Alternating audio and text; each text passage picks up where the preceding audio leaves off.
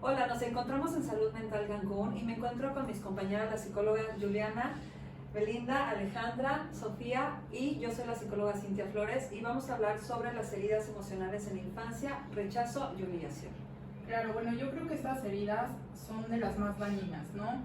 Yo creo que se empieza a dar por parte de no aceptación de los padres, de amigos, de familiares cercanos y puede generar tanto en el infante como en el adolescente y luego en la vida adulta muchos problemas, ¿no? Problemas de apego, problemas de aislamiento, problemas de no sentirte seguro, de inseguridad y hasta generar una depresión y una ansiedad, ¿no?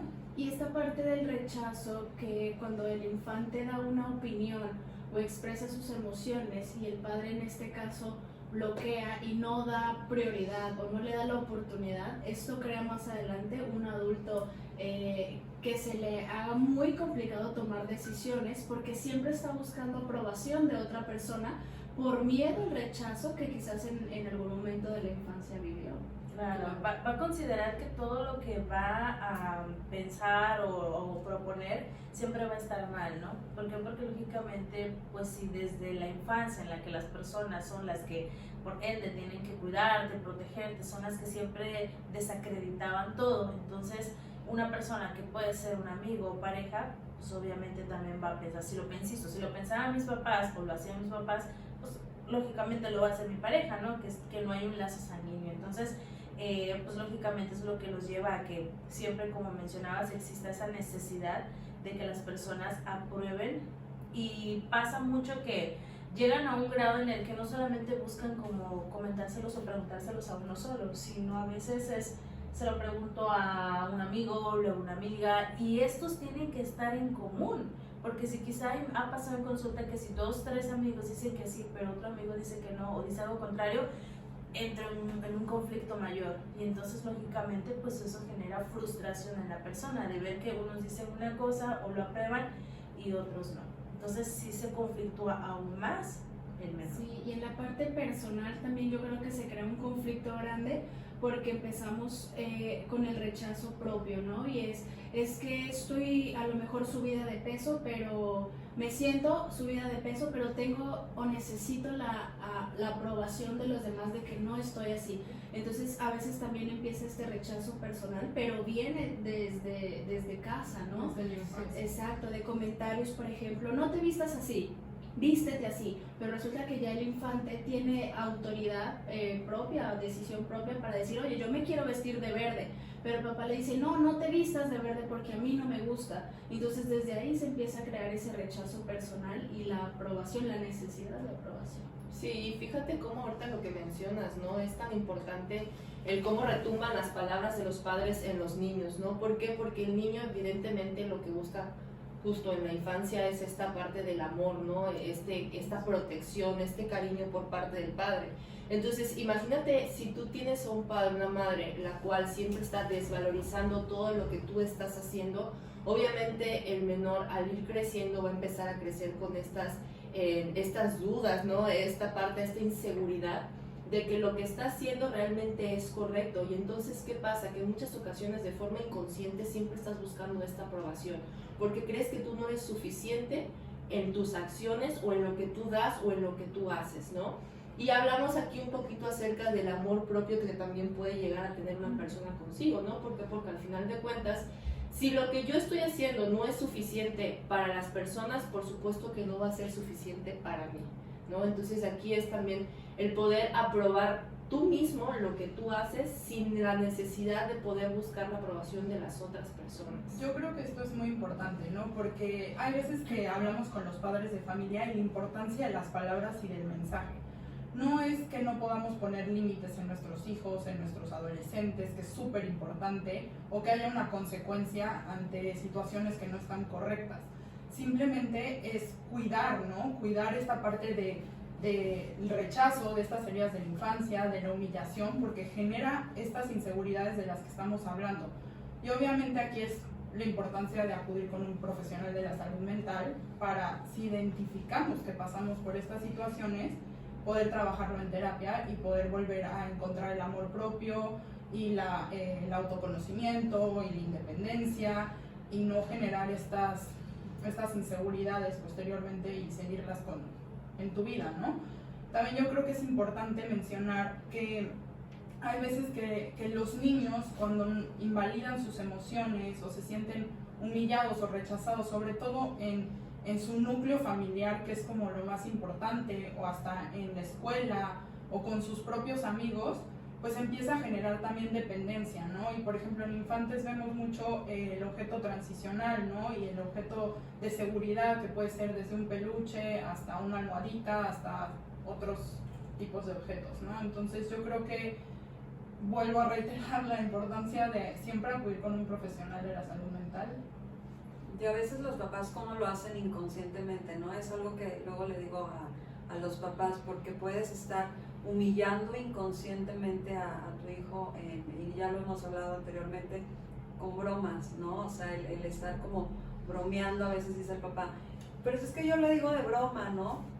Pero igual tienen un hijo muy sensible y no lo están tomando así, ¿ok? Entonces, a veces el ser inconscientemente, de verdad es que da el mismo daño que cuando lo haces conscientemente. Es exactamente lo mismo, el daño es el mismo, aunque sea inconscientemente. Entonces, obviamente, ¿qué va a ser? Va a ser un adulto muy inseguro, va a ser un adulto que se va a sentir rechazado. También, cuando, hablando ya del rechazo, cuando tenemos a niños que tienen un rechazo en su infancia, normalmente son adultos que se sienten rechazados siempre, siempre se sienten rechazados. Entonces es algo que yo le digo mucho a mis pacientes, no pienses por la gente, ¿no? Porque en ocasiones dicen, no, es que me siento rechazado acá, o me están viendo acá, o me están diciendo acá, o me están criticando, ¿no? Entonces son estos infantes que en algún punto se sintieron así y siguen con el mismo pensamiento ya de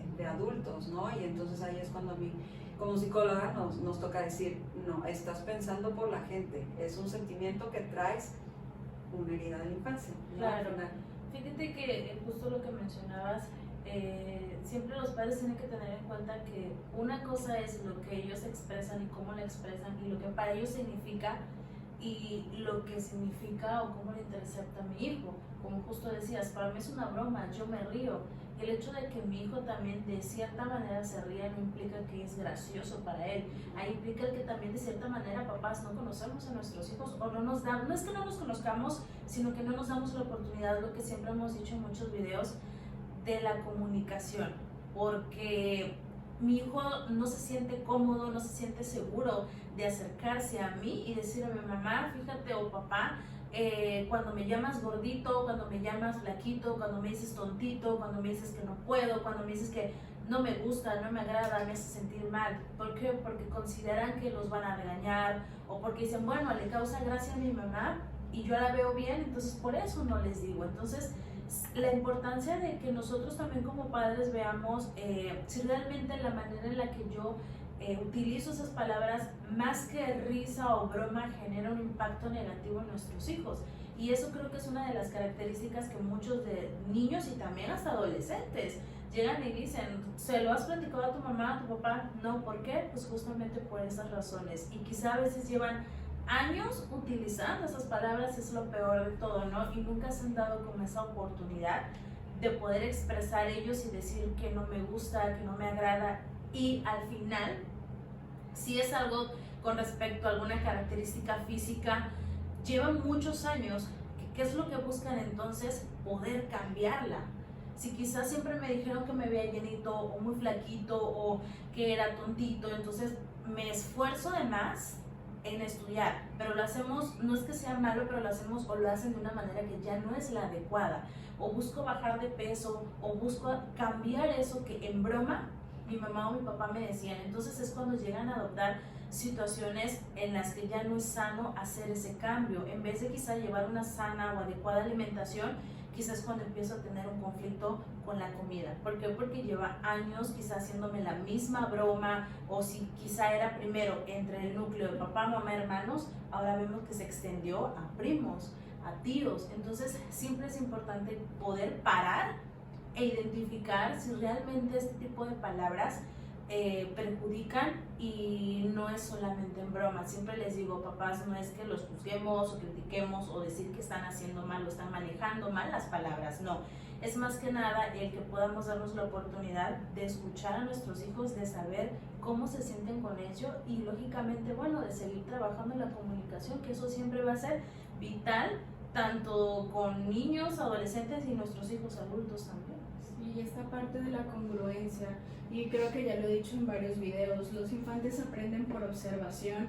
Si en casa el ambiente es totalmente de rechazo, de abandono, de humillación, pues tenemos un reflejo muy claro de los infantes. Entonces es importante que cuando acuda a consulta a un infante con respecto a heridas de la infancia, también se integre la familia, porque todos los seres humanos traemos consigo heridas de infancia, que tenemos que ir como rompiendo esos patrones, porque realmente es un patrón, ¿no? Hay muchos padres que dicen, es que yo crío a mi hijo como lo hicieron mis padres.